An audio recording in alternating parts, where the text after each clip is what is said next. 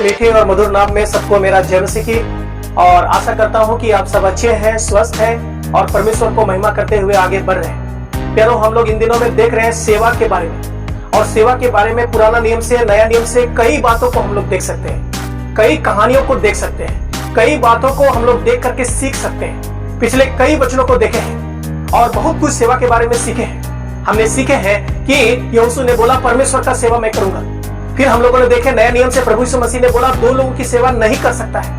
फिर हम लोगों ने देखे कि एक बहुत ही धनी जवान व्यक्ति था जिन्होंने परमेश्वर को नहीं धन को सेवा किया, क्योंकि प्रभु यीशु मसीह ने बोला था कि तुम धन और परमेश्वर दोनों को सेवा नहीं कर सकता। हालांकि हम लोग जब पुराना नियम को पढ़ते हैं हम लोग को पता चलता है परमेश्वर को छोड़ करके अगर कोई देवी देवता को सेवा करता है, मानो वो परमेश्वर को सेवा नहीं करता है और परमेश्वर वहां पर गुस्सा होते हैं, परमेश्वर वहां पर दंड देते हैं। प्यारो, जैसे हमने प्रभु यीशु मसीह के वचन को पढ़ा कि कोई भी व्यक्ति दो स्वामियों की सेवा नहीं कर सकता है। वो दो स्वामी कौन था हम लोगों ने वीडियो में देखे हैं। एक तो परमेश्वर है, एक तो धन है।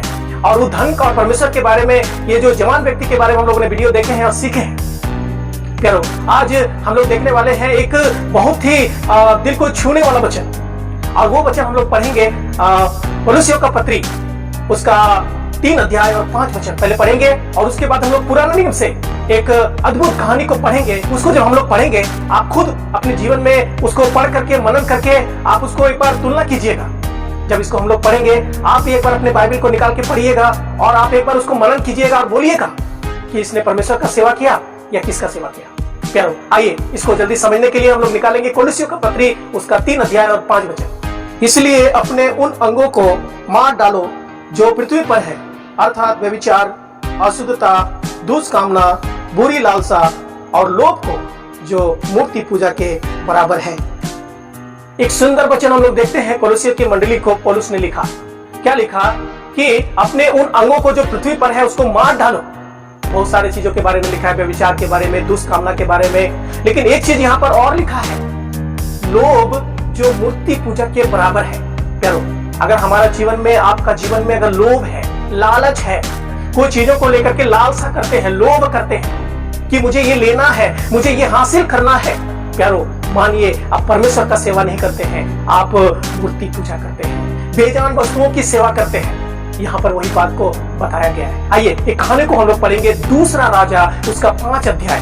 दूसरा राजा 5 अध्याय घर में जाकर के पूरा पढ़िएगा।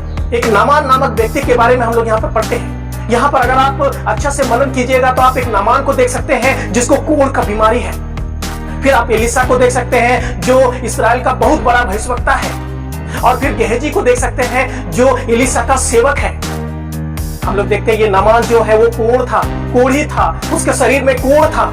उन्होंने इस्राएल देश से एक छोटा लड़की को बंदी बना करके अपने घर में ले आया था। उसके घर में वो लड़की रहती थी, काम करती थी, और वो अपने स्वामी को देखती थी। उसका शरीर में कोढ़ है, वो देखने में सुंदर नहीं है, हालांकि जहां पर वो रहता था वहां वो बहुत प्रतिष्ठित था। इस लड़की ने ऐसा बोली कि अगर ये हमारा देश में हमारा भविष्यवक्ता के पास होता, इसका कोढ़ को दूर कर देता।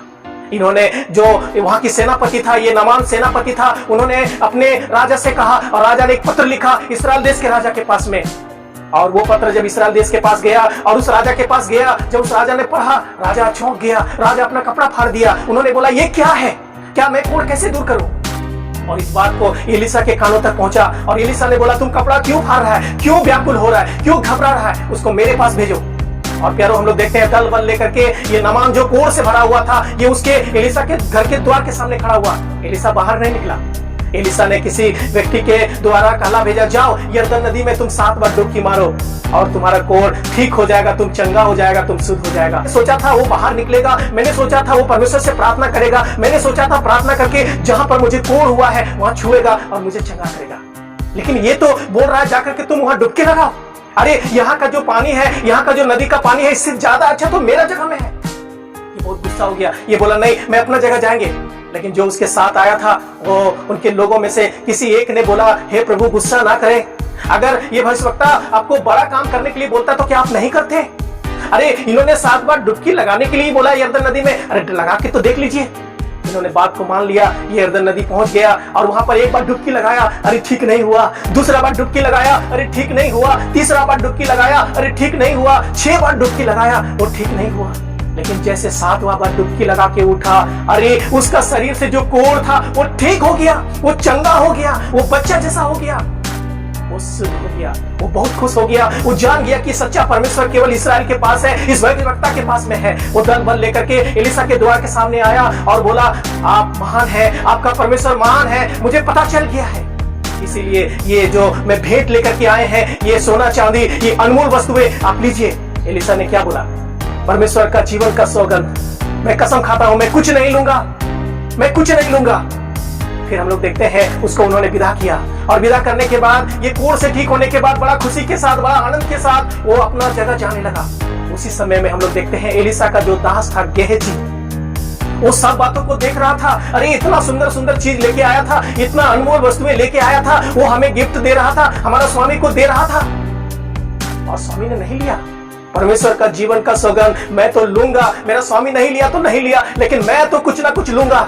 और हम लोग देखते हैं दौड़ता हुआ आया, नामान रुक गया। उन्होंने बोला, क्या सब ठीक है क्या? बोला, हाँ सब ठीक है, लेकिन अभी अभी 2 चेला लोग आया हुआ है, वो लोग को कपड़ा देना है, वो लोग को कुछ अनमोल चीजों को देना है, इसीलिए मुझे स्वामी ने भेजा है।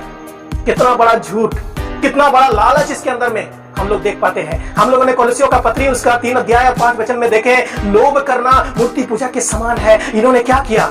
इन्होंने परमेश्वर को नहीं, इन्होंने संसारिक वस्तुओं का लालच किया। लालच करना, परमेश्वर का सेवा उन्होंने नहीं किया, उन्होंने मूर्ति पूजा को किया। नामान ने कहा, खुशी से 2 किक्कार ले ले। तब उसने उससे बहुत विनती करके 2 किक्कार चांदी अलग थैलियों में बांधकर 2 जोड़े वस्त्र समेत अपने 2 सेवकों पर लाद दिया, और वे उन्हें उसके आगे आगे ले चले। जब वह टीले के पास पहुंचा, तब उसने उन वस्तुओं को उनसे लेकर घर में रख दिया और उन मनुष्यों को विदा किया, और वे चले गए। तब वह भीतर जाकर अपने स्वामी के सामने खड़ा हुआ। एलीशा ने उससे पूछा, हे गेहजी, तू कहां से आता है? उसने कहा, तेरा दास तो कहीं नहीं गया। उसने उससे कहा, जब वह पुरुष इधर मुंह फेर कर तुझसे मिलने को अपने रथ पर से उतरा, तब से वह पूरा हाल मुझे मालूम था। क्या यह समय चांदी या वस्त्र या जैतून या दाख की वारियां, भेड़ बकरियां, गाय बैल और दास दासी लेने का है? इस कारण से नामान का कोढ़ तुझे और तेरे वंश को सदा लगा रहेगा। तब वह हिमसा श्वेत कोढ़ी होकर उसके सामने से चला गया। प्यारो, हम लोग यहाँ क्या पढ़े? एलीशा एक सच्चा परमेश्वर का सेवा करता था। उसके अंदर में कोई लालच नहीं, कोई लोभ नहीं। उन्होंने जो कुछ किया था वो परमेश्वर के महिमा के लिए किया था। परमेश्वर के पीछे चलता था, परमेश्वर उसका मालिक था, परमेश्वर का सेवा करता था। उसको दुनिया के संपत्ति से कोई लेना देना नहीं था, क्योंकि उसको पता था कि परमेश्वर सब कुछ देने वाला है, मुझे दूसरों से कुछ लेने का जरूरत नहीं है। लेकिन हम लोग देखते हैं यहाँ पर गेहजी को, जो परमेश्वर का सेवा नहीं करता था, हालांकि ये परमेश्वर के दास के साथ रहता था, लेकिन इसका मन धन दौलत के ऊपर में, लालच के ऊपर में, उन वस्तुओं के ऊपर में था जहां पर वो उसका सेवा करता था। हम लोग देखते हैं नामान कोढ़ बीमारी लेकर के इसके पास आया, और सच्चा परमेश्वर के पास आकर के उन्होंने सच को जाना, उसको सेवा करते किया, उसको विश्वास किया। लेकिन ये जो गेहजी एक सच्चा परमेश्वर के भक्त के पास रहता था, लेकिन ये सच्चा परमेश्वर का सेवा नहीं करता था। जैसे हम लोगों ने पढ़ा कोलोसियों का पत्री में, लोभ करना मूर्ति पूजा के समान है। प्यारो, आप कमेंट करके बताइएगा, इसने क्या किया? क्या इसने परमेश्वर का सेवा किया, या इन्होंने लोभ करके मूर्ति पूजा किया? हाँ, इसको कपड़ा तो मिल गया, हाँ, इसको चांदी सोना तो मिल गया, हाँ, इसको तेल तो मिल गया, हाँ, इसको बहुत सारे अनमोल चीजें तो मिल गया। इन्होंने लोभ किया, इन्होंने परमेश्वर को नहीं, इन्होंने उन वस्तुओं को सेवा किया, उन्होंने लालच करके उन्होंने मूर्ति पूजा को किया। प्यारो, और जब ये एलीशा के सामने आया, एलीशा ने पूछा, तू कहां से आता है? इन्होंने तुरंत झूठ बोला, उन्होंने उस लालच को छिपाया, उस पाप को छिपाया। उन्होंने बोला, कहीं तो नहीं किया। तब एलीशा ने बोला, मुझे सब कुछ पता है, वो जो तुमसे बात करता था, तुमने वहां से लेकर के आया था, वो सारी बातें पता है। क्या ये सोना लेने का टाइम है? क्या ये चांदी लेने का टाइम है? क्या ये भेड़ बकरी लेने का टाइम है? क्या ये अनमोल चीजों को लेने का टाइम है? अब देखो, ये जो नामान का कोढ़ है वो तुझे और तेरे वंश को सदा लगा रहेगा। प्यारो, इसके अंदर में लालच इतना ना समा गया था, इतना ना समा गया था, इन्होंने क्षमा नहीं मांगा। इन्होंने नहीं बोला कि हाँ प्रभु माफ कर दीजिए, मैं परमेश्वर का सेवा करना चाहता हूँ। प्यारो, आज कितना लोग ढीठ हो गए हैं, सब कुछ जानने के बाद भी वो माफी नहीं मांगते हैं, परमेश्वर का सेवा करना नहीं चाहते, चाहे कुछ भी हो जाए। हम लोग देखते हैं वो तुरंत हिंसा श्वेत हो गया, पूरा कोड़ी हो गया, उसको और उसका वंश को सदा के लिए लगा रहेगा। प्यारो, हम लोगों ने कहानी को पढ़े, नया नियम, धनवान व्यक्ति कोई भी प्रभु के पास आया उसको मिला, लेकिन इसको नहीं मिला। ये खाली हाथ गया, धन की सेवा कर रहा था, परमेश्वर का सेवा नहीं कर रहा था, इसलिए इसको कुछ नहीं मिला। प्यारो, यहाँ भी हम देखते हैं एक व्यक्ति को जिन्होंने परमेश्वर का सेवा करना था, लेकिन इन्होंने धन का सेवा किया, लालच किया, इसको भी कुछ नहीं। वो युगानुयुग रहने वाला, इसका वंश को भी पकड़ने वाला कोढ़ का बीमारी मिला, इसको कोढ़ हो गया। प्यारो, अगर आप बाइबल उठा के पहला राजा पढ़ेंगे, आपको पता चलेगा एलीशा एलिया का सेवक था। एलिया कितना पावरफुल था, आग बरसा देता था, पानी गिरा देता था, अद्भुत काम करता था, उसका सेवक था एलीशा। जब एलिया जब चला गया, वो पावर इसको मिला, क्योंकि ये परमेश्वर के पीछे चलता था, परमेश्वर का सेवा करता था। और यहाँ पर हम लोग देखते हैं जो एलीशा है, इसका सेवक गेहजी था, इसको भी वो पावर, वो अधिकार मिल सकता था, लेकिन इसने लोभ किया, इन्होंने लालच किया, इन्होंने मूर्ति पूजा किया। प्यारो, लोभ करना, लालच करना मूर्ति पूजा के समान है। क्या आपके अंदर में लोभ है? क्या कोई चीजों का लोभ है? क्या अगर आप संसार में लोभ करते हैं, काश मेरा ये हो जाता, काश मेरा ये हो जाता, काश मैं ये ले सकते हैं, काश मैं इसको ये कर सकते हैं, हाँ लेना अच्छी बात है, लेकिन लालच करना, जो आपका नहीं है उसको आप हासिल करना चाहते हैं, यही तो मूर्ति पूजा है। इन्होंने किसका सेवा किया? आप जरूर कमेंट करके बताइएगा प्रिय भाइयों और बहनों। और इस कहानी से आप क्या सीखें? क्या आपके दिल को छुआ? क्या आप जान पाए? प्रभु ने कहा कोई व्यक्ति दो स्वामियों की सेवा नहीं कर सकता है, वो धन और परमेश्वर दोनों की सेवा नहीं कर सकता है। आप यहाँ पर देख सकते हैं एलीशा जो परमेश्वर का सेवा करता था, गेहजी जो धन को सेवा करता था, उसको क्या मिला? प्यारो, आप परमेश्वर का सेवा कीजिए, आपको सब कुछ मिलेगा।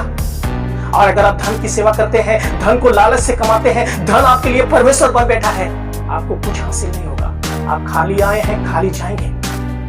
इन्होंने एक सुंदर जीवन को पाया था, प्रभु के भक्त के साथ रहता था, लेकिन कोढ़ बीमारी से इसको और इसके वंश को सदा काल के लिए लग गया। नामान आशीष पाके गया, वो परमेश्वर का सेवा को जान पाया।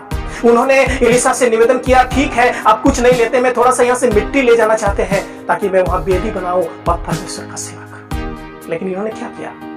वो आकर के केवल चंगाई पाया और इस बात को जान पाया कि मुझे परमेश्वर का सेवा करना है। और यहाँ पर देखते हैं गेहजी जो परमेश्वर के भक्त के साथ रहता था, सारी बातों को देखा था, सुना था, जाना था, लेकिन फिर भी ये लोभ और लालच से भरा हुआ था। यानी वो परमेश्वर का नहीं, वो देवी देवताओं की सेवा कर रहा था। अगर आपके अंदर में लोभ है तो नया नियम के अनुसार आप परमेश्वर को नहीं, आप मूर्त को पूज रहे हैं। क्या आप उसको छोड़ना चाहते हैं? क्या आप उससे छुटकारा पाना चाहते हैं? ये वीडियो आपके लिए है। आप इस वीडियो को देखिए, प्रभु के सामने में झुकिए, प्रभु से क्षमा मांगिए। क्षमा नहीं मांगा, वो ठीक बन गया, उन्होंने पाप को बना के रखा। क्या मिला उसको और उसके वंश को? कोढ़ मिला। उसके बाद हम गेहजी के बारे में कोई कहानी नहीं पढ़ते हैं, इसका जीवन खत्म हो गया। यारो, आप क्या चाहते हैं? प्रभु हमें आशीष दे। आने वाला वीडियो भी बहुत जल्दी आने वाला है, आप जरूर देखिएगा। सुनने के लिए बहुत बहुत धन्यवाद।